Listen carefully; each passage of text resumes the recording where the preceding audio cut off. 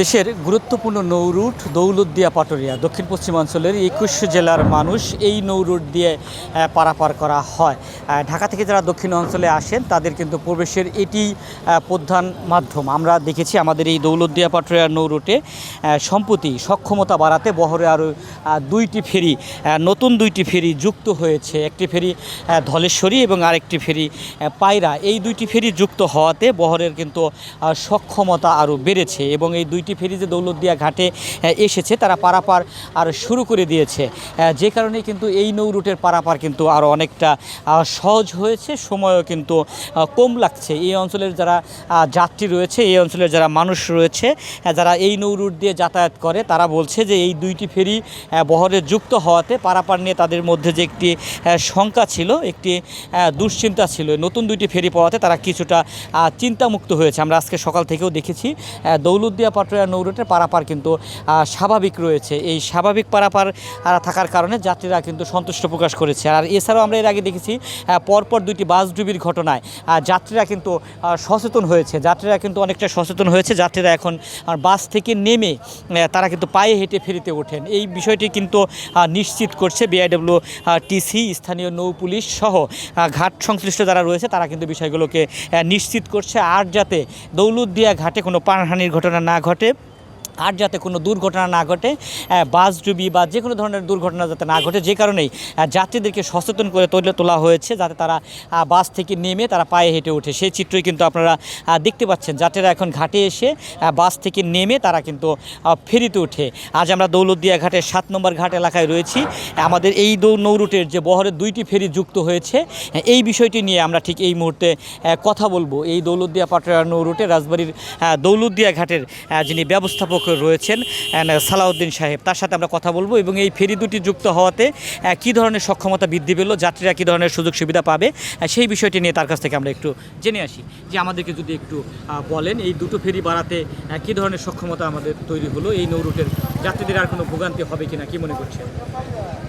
ধন্যবাদ।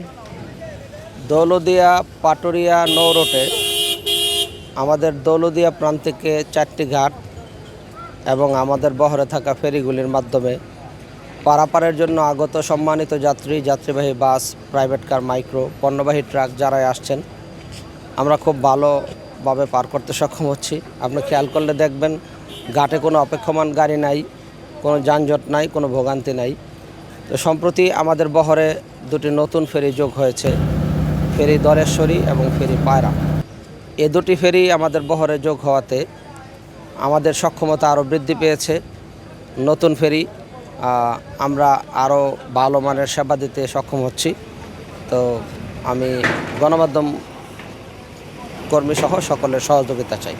বর্তমানে নদীর কী অবস্থা এবং সব মিলিয়ে কতগুলো ফেরি এই নৌরুটে চলাচল করছে? অন্য কোনো সংকট আছে কিনা আপনাদের যাত্রী সেবার ক্ষেত্রে? আরও কিছু চাওয়ার আছে কিনা যদি? বর্তমানে এই ভাদ্র মাস চলমান আছে, নদীতে আসলে পানি বৃদ্ধি পেয়েছে, স্রোত তীব্র। এই অবস্থায় আমাদের বহরে আমরা নতুন দুটি ফেরি সহ মোট 17টি ফেরি ট্রাফিকে নিয়োজিত রেখেছি।